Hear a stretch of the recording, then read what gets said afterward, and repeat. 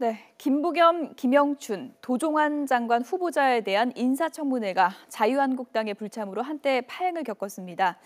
야당의 반발이 거세지면서 이른바 현역 의원 불패 신화가 이번엔 깨질지도 주목되고 있습니다. 전문가 세 분을 모셨습니다. 김영준 명지대 교수, 김홍국 경기대 겸임교수, 그리고 최영일 시사평론가 나오셨습니다. 어서 오세요. 네, 안녕하세요. 안녕하십니까. 안녕하세요. 어제는 갑, 그리고 오늘은 을이었습니다. 주제어 보시죠.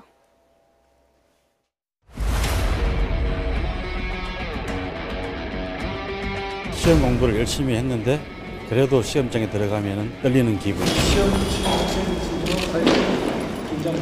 말 잘 못했어요. 아주 많이 못했습니다.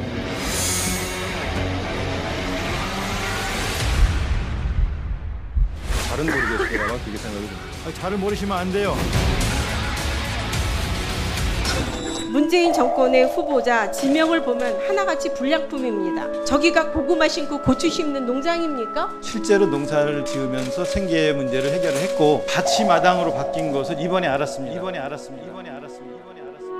여러 가지 현재의 기준으로 봤을 때 표절의 의혹이 있다는 지적과 함께 고의성은 없어 보인다 해서 논문을 취소당하진 않았습니다.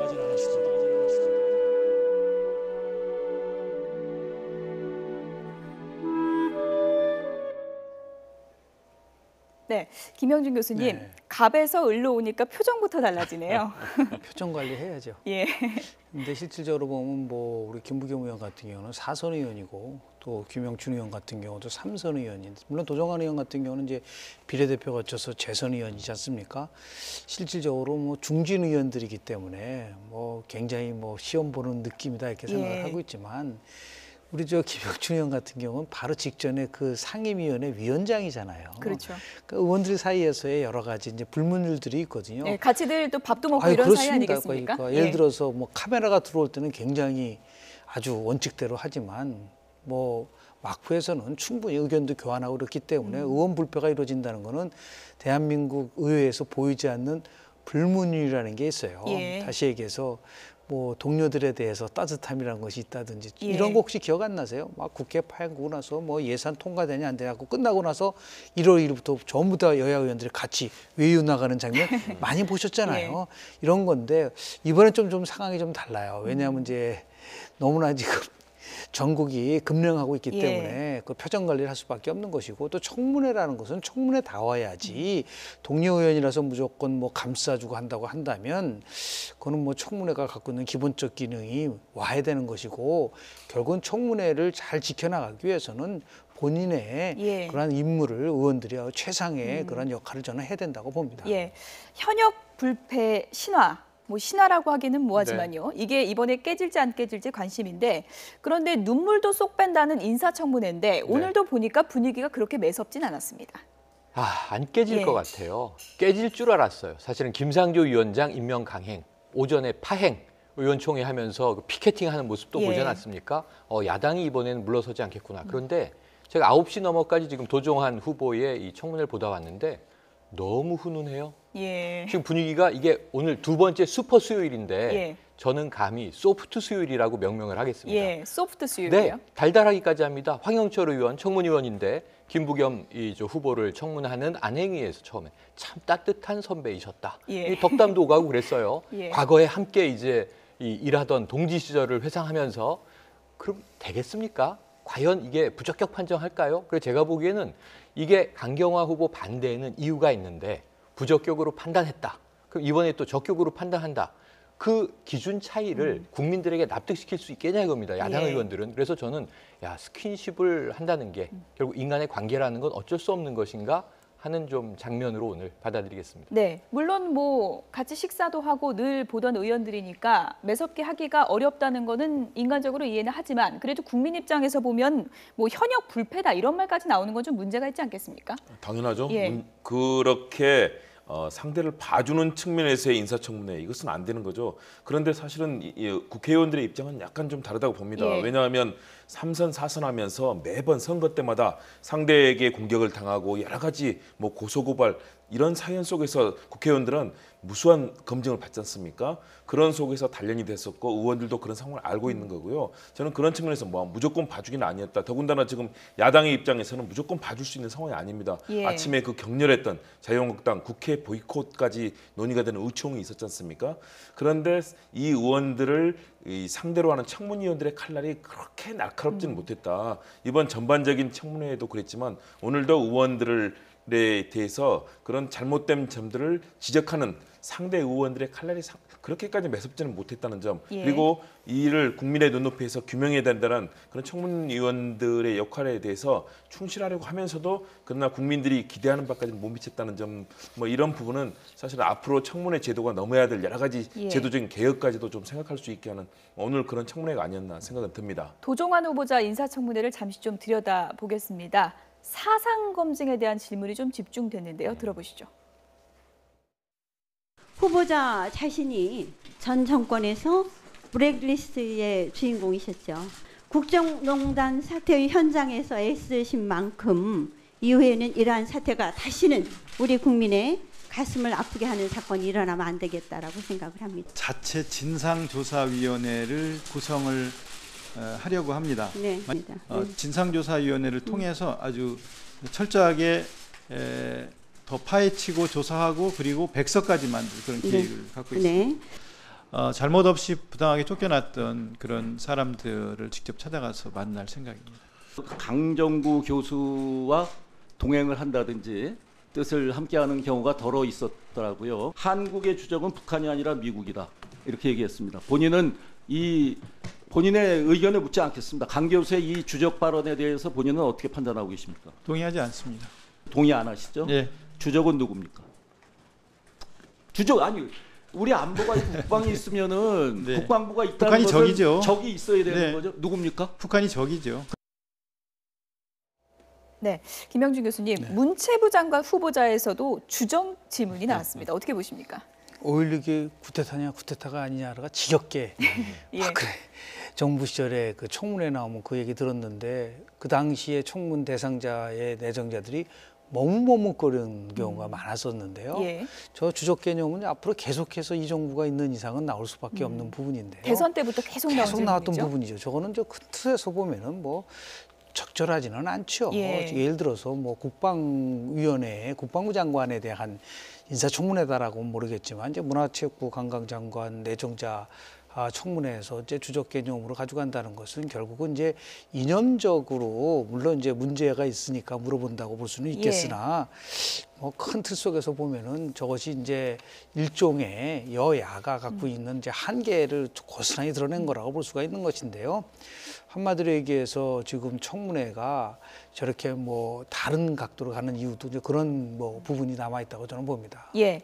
블랙리스트 더 철저하게 조사해서 백서까지 만들겠다 네. 이렇게 의지를 밝혔는데 네. 이 부분에 대해서는 또 자유한국당 나경원 의원은 이것을 균형 잡히게 하지 못한다면 또 네. 다른 리스트가 될 수 있다라는 또 우려를 나타냈습니다. 맞습니다. 그러니까 예. 이제 블랙리스트는 화이트리스트가 되고 예. 어찌 보면 이제 과도하게 해석을 하면 지난 정권에서 핍박받았던 사람들을 찾아가서 위로해주겠다. 근데 그 위로라는 게 뭐 말과 그냥 이렇게 포옹해주는 것이 아니라 뭔가 물질적 보상, 손해배상으로 이어진다면 이거는 또 블랙리스트가 화이트리스트가 되고 그렇다면 지난 정권에서 또 특혜를 받던 사람들은 철저히 배제하자. 그럼 예. 이게 뒤바뀌는 거잖아요. 그래서 이런 이분법적 논리가 아니라 다행히 아까 이제 9시가 넘는 시간에 전현희 의원도 이걸 가지고 또 질문을 예. 하더라고요. 그런데 이제 정말 이 도종환 장관 후보가 좋은 답변을 했습니다. 이것은 문화예술계 민간 자율에 맡겨놓는 것이다. 정부가 선별을 해서 자 여기는 좋은 뭐 문인의 리스트, 여기는 나쁜 문인의 리스트 이렇게 리스트를 정할 필요가 없다. 그냥 지원할 뿐이고 예. 생태계에 맡겨야 한다는 얘기를 했는데 문화라는 건 다양성이 없으면 안 되잖아요. 예. 우리가 다 알고 있는 사실인데 그런 면에서는 이 도종환 장관 후보가 또 시인이고 문인이었으니까 또 아주 날카롭게 이런 질문도 받았어요. 대부분 문화예술인들이 가난한데 양극화가 가장 많은 시장이 바로 문화예술계다. 예. 도종환 시인은 정말 저작권 소득이 많은 그 슈퍼스타급 아니냐 이런 이제 질문들을 받았는데 거기에 대해서도 정말 이제 가난하고 힘든 예술인들을 위한 노력을 하겠다라는 답변을 예. 했습니다. 그래서 그러한 이제 정책적인 부분은 또 한번 믿고 기다려봐야겠죠. 예. 현역 불패 신화가 정말 이어질지 이번에도 좀 지켜보도록 하겠습니다. 김상조 위원장 임명 강행으로 지금 후폭풍이 거세지고 있는 건 분명한 것 같습니다. 야당에서는 강경화 강행만큼은 안 된다. 이렇게 높은 대응을 경고하고 있습니다. 들어보시죠. 지금 민정수석으로 한 조국 교수에 대해서 저는 심각한 책임을 묻지 않을 수 없다 이렇게 생각합니다. 여러분 사전 검증을 어떻게 했길래 음주운전의 교육부 장관이라고 한 후보자라는 사람은 논문 표절이고 법무부 장관 후보자는 음주운전의 만취 상태의 한 사람을 법무부 장관으로 추천하고 심하게 말하면 고깃덩어리 던져주고 어디 물든지 뜯든지 버리든지 마음대로 해보라는 이러한 자세 빼기는 저는 아니라고 봅니다. 검증을 했어도 우리는 뭐 좀 지지율이 높으니까 알아서 해라 이렇게 얘기를 하고 있는 것이 아닌가 생각합니다. 지금 이 정부는 지지율이 높기 때문에 우리는 할 수밖에 없다 이렇게 얘기를 하지만 저는 민심은 호랑이와 같다고 생각합니다. 민심은 언제 호랑이처럼 다시 달려들어서 물을지 모르는 것입니다.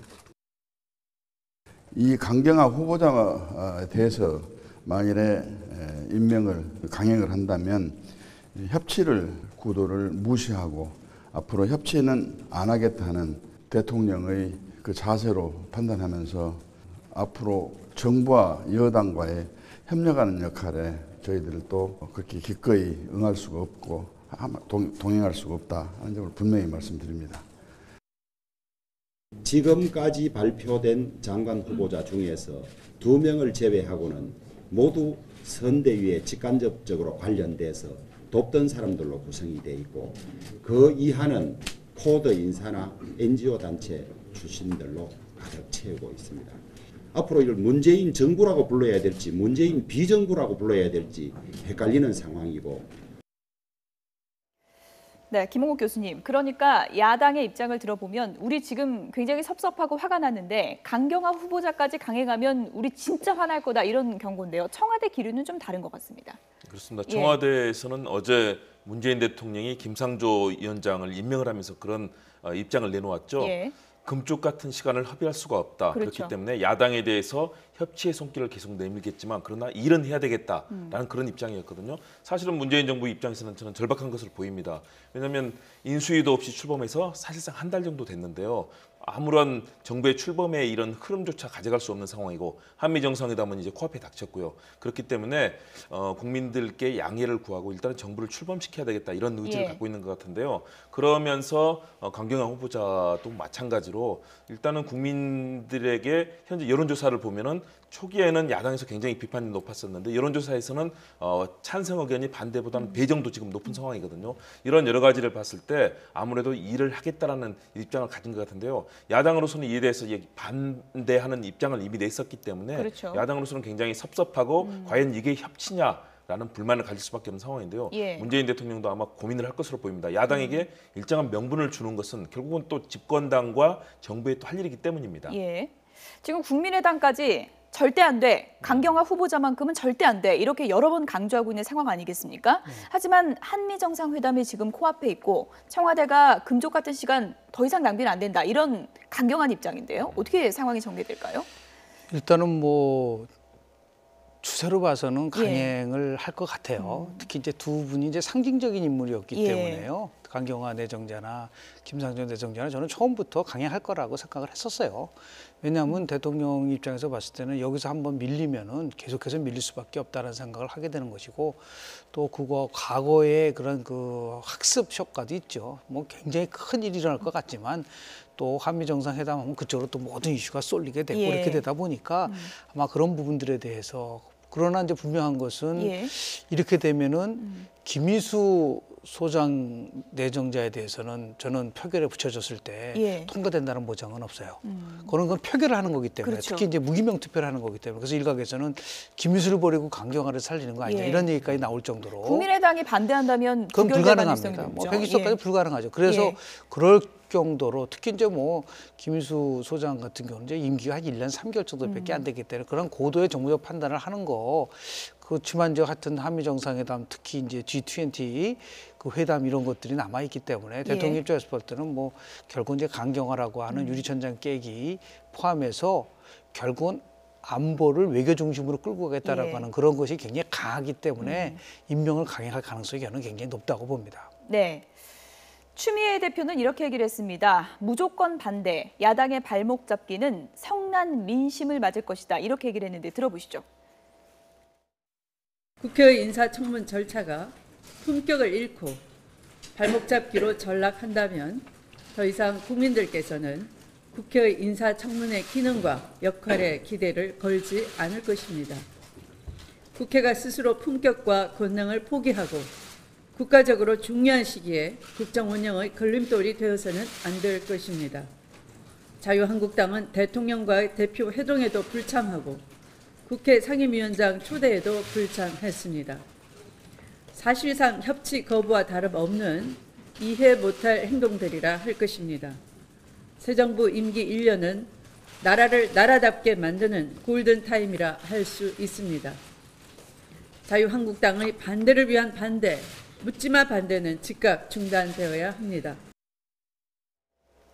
묻지마 네. 반대다, 발목 잡기다라는 것이 이제 추미애 민주당 대표의 주장인데요. 또 야당 입장에서는 그것이 우리의 또 정당한 역할이 아니냐라고 또 반박할 수 있을 것 같습니다. 네, 그러니까 협치는 양쪽의 쌍방 책임이죠. 예. 사실 과실도 쌍방 과실입니다. 손을 내민 쪽은 또 문재인 대통령 정부였는데 그 손을 뿌리친 게 제1야당인 자유한국당으로 보는 시각도 분명히 있고요. 예. 또 그 반대로 좀 대통령이 명분을 야당들에게 줘야 되는 것 아니냐.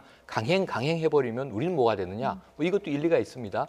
지금 양쪽 다 표현이 어폐가 있어요. 지금 그런데 그 사이에 볼모로 잡혀 있는 건 또 국민이에요. 예. 청와대가 어제 임명을 강행할 때 뭐라고 얘기를 했냐면 감히 국민 검증을 통과했다고 말씀드린다. 국회는 지금 안 되니까 할 수 예. 없고 국민들은 지지한다. 이 얘기를 이제 한 거예요. 국민을 명분으로 내세웠습니다. 지금 아까 정우택 원내대표 얘기를 들어보면 민심이 호랑이로 언제 바뀌어서 그렇죠. 덮칠지 모른다 얘기를 하잖아요. 미래에는 그럴 가능성이 있는데 그 지금 민심의 호랑이는 지금 야당의 넓적다리를 물고 있어요. 제가 보기엔 자유한국당은 지금 그 민심의 호랑이에게 물려 있는데 예. 본인이 먼저 벗어나야 될 텐데 지금 앞으로 정부도 물 것이다 이 얘기가 아니라 지지율을 좀 보면 자유한국당은 현재 방식은 안 된다. 이걸 이제 깨닫고 빨리 전략을 바꿔야 되는데 못하고 예. 있단 말이에요. 그래서 제가 보기엔 다 민심이 두렵다고 명분만 내세우지 현실의 민심을 반영하고 있는 쪽은 어디냐. 물론 정부 쪽으로 지지율은 지금 가 있습니다. 야당 전략도 좀 변경할 필요가 있어 보이고요. 예. 이럴 때일수록 또 여당은 자세를 낮추고 계속 야당을 찾아가야지 채찍질을 해서는 야당이 안 오죠. 그러니까 햇볕 정책은 그 주적인 북한마저도 좀 따뜻하게 대화의 창구로 끌어내보자는 거였는데 여야는 주적이 아니지 않습니까? 예. 대선 때는 그랬지만 이제는 서로 누가 먼저 통 크게 대화를 제안하느냐 지속적으로 이 찾아가는 쪽이 국민들에겐 더 유리할 것이다. 이렇게 말씀을 드립니다. 어쨌든 주고받는 게임이잖아요. 강경화 후보자 같은 경우에는 국민의당까지 야 3당이 모두 반대하고 있는 상황인데 여기서 또 강행을 한다면 앞으로 문재인 정부가 협조를 구하기가 상당히 좀 어려워지는 상황 아니겠습니까? 그렇습니다. 그렇기 때문에 서로 간에 창의적인 대안들을 만들어내야 됩니다. 문재인 대통령이 사실은 임기 첫 시작부터 야당 당사를 직접 찾아가고 그리고 뭐 상임위원장단을 초청한다거나 야당에 대해서 전격적으로 지금 사실은 전례가 없는 일입니다. 박근혜 전 대통령의 경우는 국회를 처음 찾아간 것이 267일 만입니다. 취임 후에. 그런데 문재인 대통령은 34일 만에 전격적으로 야당에 대해서 지금 손을 내밀고 있는 상황이거든요. 그렇기 때문에 야당의 입장에서도 곤혹스러울 수밖에 없는데요. 저는 문재인 대통령과 여당이 적극적으로 야당에게 더 많은 명분을 주기 위해서 노력해야 된다. 그것이 협치의 출발이라고 봅니다. 명분을 주려면 지금 어떤 대안이 있습니까? 다양한 것들이 있겠죠. 왜냐하면 앞으로 이제 인사청문회가 많이 남았지 않습니까? 그렇다면 거기에서 어떤 엄격한 기준을 적용하고 또 야당이 요구하고 있는 여러 가지 추경이라든가 이런 여러 가지 정책적인 대안에서도 사실은 이 명분을 줄 수 있는 가능성은 많이 있거든요. 예. 대신에 야당도 마찬가지입니다. 인수위도 없이 출범한 정부가 지금 출범도 못하고 있습니다. 뭐 청년 실업부터 정말 민생의 고통은 날로 심화되고 있는데요. 이런 측면에서 또 한미 정상회담도 있고요. 그렇다면 야당도 여기서 만일의 경우 야당이 도리어 여당의 손을 잡아준다면 문 대통령에게 그런 설득의 제안을 내놓는다면 야당이 도리어 더 신선한 파격을 불러일으킬 수 있다. 그런 측면에서는 야당도 전격적으로 결정돼야 되는데 자유한국당이 7월 3일 전당대회를 앞두고 있기 때문에 그렇게 입장을 내놓기는 쉽지 않아 보입니다. 그러나 7월 3일 전당대회 이후에는 새로운 리더십이 형성이 된다면 저는 그런 가능성을 앞으로 더욱더 만들어갈 기회는 있다라고 봅니다. 네, 엄격한 잣대 말씀을 하셨는데 안경환 법무부 장관 후보자 논란이 계속해서 불거지고 있습니다. 오늘 출근길은 어제보다 힘들었습니다. 주제 보시죠.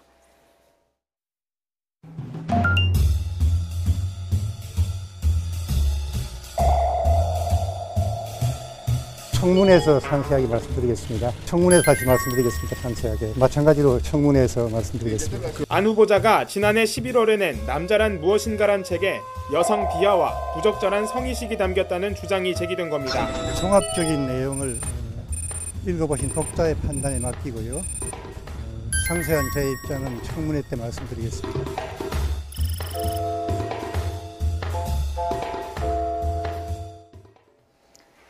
네, 남자란 무엇인가? 안경환 후보자의 저서 제목입니다.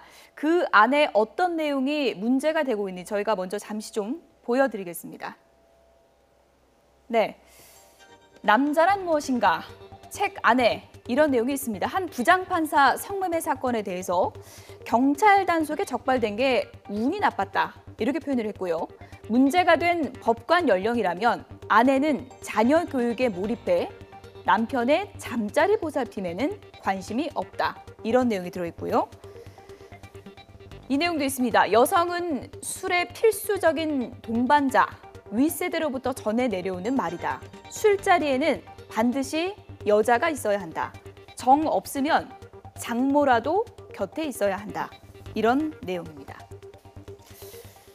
네, 이 책에 들어있는 글귀, 물론 부분을 발췌한 것이지만 상당히 논란이 되고 있는 것은 분명해 보입니다. 오늘 저 빼고 남성분 세 분이니까 책 내용에 대해서 먼저 좀 어떻게 보시는지, 동의를 하시는지 얘기를 좀 해주시죠.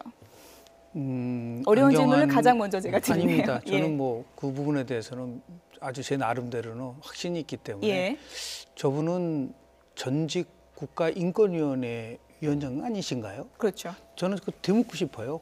저분이 생각하는 인권이라는 게 도대체 뭔지에 대해서, 인권이라는 거는 인간이 인간답게 살 수 있는 권리를 얘기하는 것인데 우리 사회적 약자인 여성을 저런 식으로 그 서술할 수 있다라는 인식 자체가 저는 굉장히 놀랍습니다.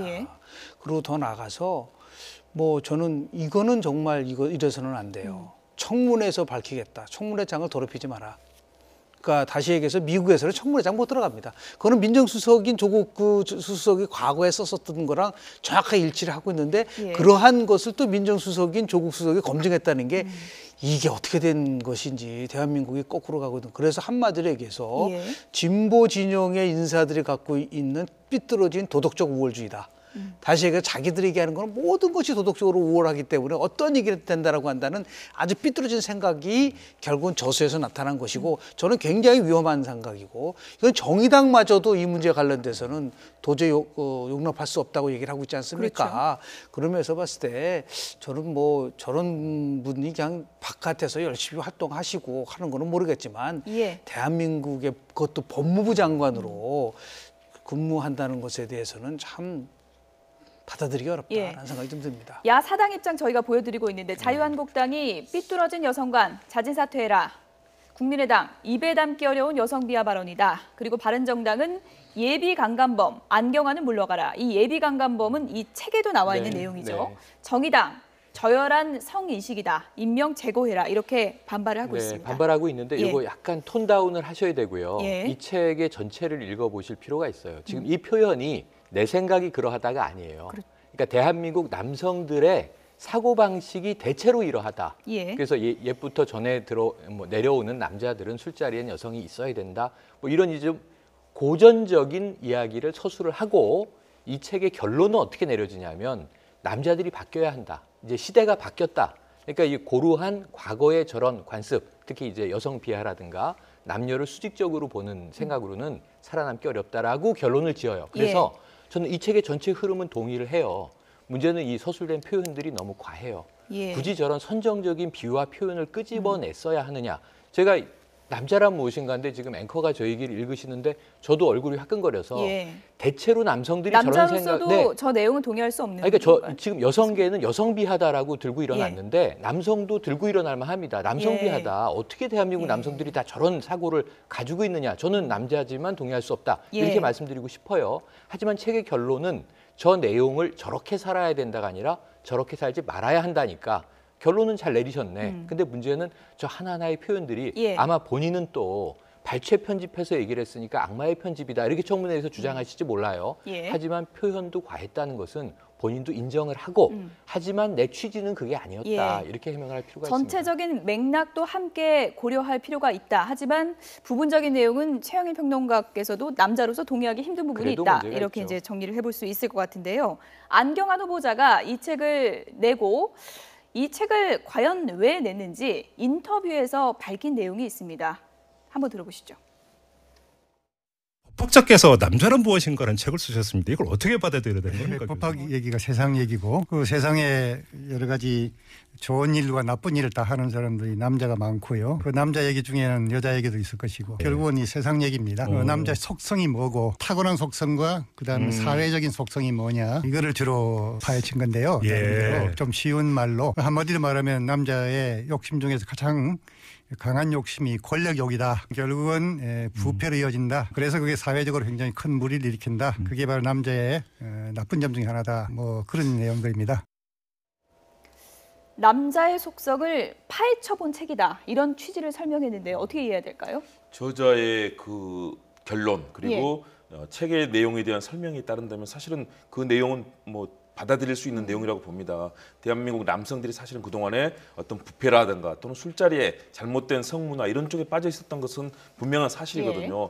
여기에 대해서 남성들이 그런 권력욕이라든가 부패에 빠져드는 것 여기에 대해서 반성하고 이런 고리들을 끊어야 된다. 큰 무리를 일으키는 것. 이것이 바로 남자의 나쁜 점이다. 이거 바꿔야 된다라는 그런 결론에는 물론 저도 공감을 하는데요. 그럼에도 불구하고 책 속에서 나오는 그 과다하게 느껴지는 문구들. 저도 사실은 그동안의 인권위원장이라든가 또는 뭐 일간지에 칼럼을 쓰면서 법과 문학에 대한 다양한 좋은 글을 쓰셨던 안경환 교수의 그 글이라고 나온 걸 보고 깜짝 놀랐습니다. 그런 측면에서는 이 책의 전체적인 맥락도 볼 필요는 있지만요. 이 과도한 표현들 그래서 과연 청문위원들께 어떻게 소상하게 설명하고 또 국민들의 이해를 구할지 저는 청문회장에서의 그 모습을 좀 저희가 살펴봐야 될 것 같습니다. 예, 이 부분에 대해서 안경환 후보자와 좀 가까운 사이로 알려진 한인섭 서울대 법학전문대학원 교수가 SNS에 이런 글을 올렸습니다.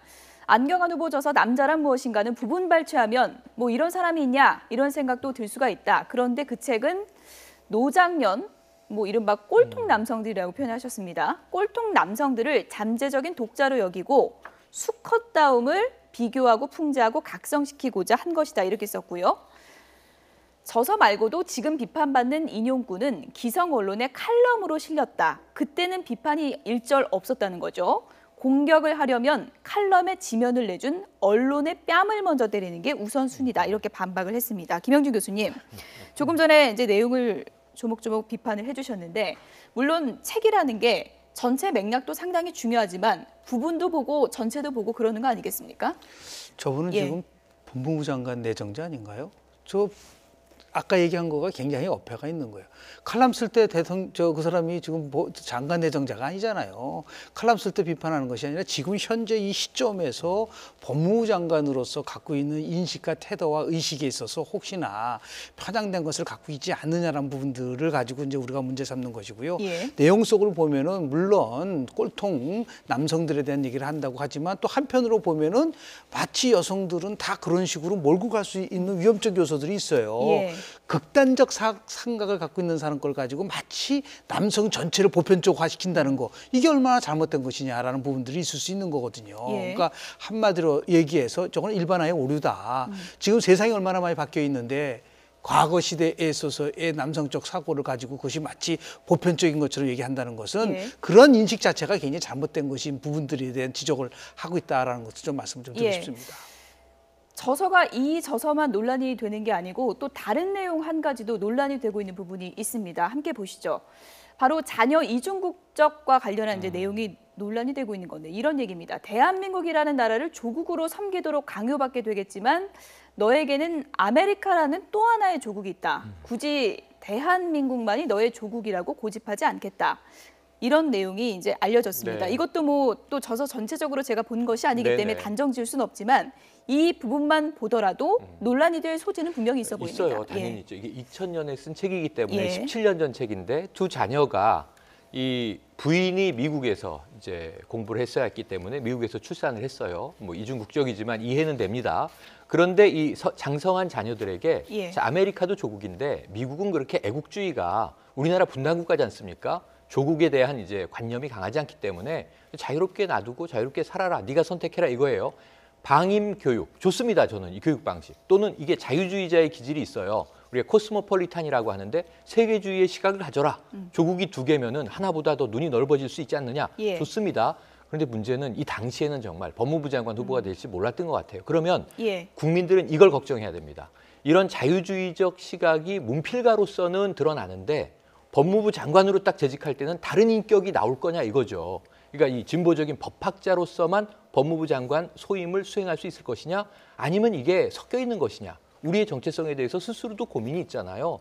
내가 공직에 올라간다면 그럼 예. 이 자유주의 기질은 이 임기 동안은 배제하고 다른 인격으로 살 것이냐. 여기에 대해서 아마 좀 청문회에서 답해야 될 텐데 네. 인간으로서 쉽지 않은 답변일 예. 거라는 아무래도 생각이 법무부 듭니다. 장관 후보자기 때문에 높은 검증이 있을 것 그렇죠. 같고요. 청문회가 가시밭길이 예상되는데 네. 또 안경환 후보자가 어떤 해명을 내놓는지도 들어보도록 하겠습니다. 저희가 지금 논란이 되는 저서 얘기를 쭉 했는데 이번엔 끝으로 훈훈한 책 얘기를 좀 해보도록 하겠습니다. 김정숙 여사가 오늘 책 행사에 참석을 했습니다. 어떤 얘기를 했는지 한번 들어보시죠. 책 선물을 많이 받는 편인데 꼭 다 읽습니다. 그것이 책을 준 사람과 그 책에 대한 예의라고 생각하기 때문입니다. 대통령께서 당대표 시절 송인서적 부도 소식에 마음 많이 아파했던 기억이 납니다. 얼마 전에 제가 대통령님 초청으로 청와대를 방문했을 때 대통령과 우리 김명숙 여사께서 책을 몹시 좋아하신다는 얘기를 듣고서 책 2권을 선물로 전달해 드린 바가 있었습니다. 그 후에 기적이 일어났습니다. 그 책 2권이 모두 베스트셀러 차트에 다시 오르고 그 중에 한 권이 영화로 만들어진다는 소식까지 들렸습니다. 한국 출판 문화의 르네상스가 다시 열릴 것이라고 생각했는데 여러분 어떻게 생각하십니까? 의원들과 소통하는 모습도 좋지만 이렇게 책을 주고받는 게 참 좋아 보이는 것 같습니다. 좋습니다. 예. 정말 요즘 정말 출판가 너무 어렵거든요. 책 사는 사람이 없어서 서점이 문을 닫고 출판사도 뭐 초판 과거 1000부, 2000부 찍었는데 요즘 500부도 맞아요. 못 찍는다고 하지 않습니까? 그런 상황에서 대통령 부부가 저렇게 책을 사랑하고 선물을 주고 또 의원과 서로 주고받을 수 있다는 것. 저는 정의당의 노회찬 의원만이 아니고요. 자유한국당 의원들 또 바른정당 여러 의원들과도 같이 이렇게 책도 나누고 교환하면서 고민해보고 국정에 대해서 같이 나눌 수 있는 계기가 된다면 저런 책 선물 우리 국민들께 훈훈할 거고요. 저희들도 많이 그렇게 해야 될 것 같습니다. 평소 책을 상당히 많이 읽으시는 김영준 교수님. 60년대 예. 산문 시대라고 있었어요. 김승옥 선생님, 이청준 선생님들. 그때는 뭐 매일 진짜 우리 만나서 책 얘기를 했었는데요. 사람은 책을 만들고 책은 사람을 만든다는 유명한 그 구절이 있는데요. 그걸 약간 좀 원형을 다시 조금 비틀어서 얘기한다면 예. 사람은 책을 선물하고 책은 사람과 소통한다라는 그런 거로 예. 그러니까 결국 책은 사람과 소통한다. 예. 이런 부분이 우리 사회가 이제 훈훈하게 갈 수 있는 부분들 그런 의미에서 보면은 우리 대통령 부인께서도 그 큰 틀 속에서 보면은 이런 문화라든지 아니면 예. 여성 문제라든지 양성평등 문제라든지 또 사회적 약자 문제 이런 쪽에 이제 관심을 많이 갖고 활동을 하는 것이 오히려 더 정말 다른 형태에서의 그런 국가의 품격이나 그런 내조를 할 수 있는 길이 열릴 수 있을 거라고 저는 봅니다. 예. 김정숙 여사가 책 선물과 함께 편지도 이렇게 동봉을 했다고 맞아요. 하는데 정치권에서 책이 좀 소통을 할 수 있는 매개체가 될 수 있으면 좋겠다 이런 생각도 좀 들었습니다. 김영준 명지대 교수, 김홍국 경희대 겸임교수 그리고 최영일 시사평론가 세 분이었습니다. 고맙습니다. 고맙습니다.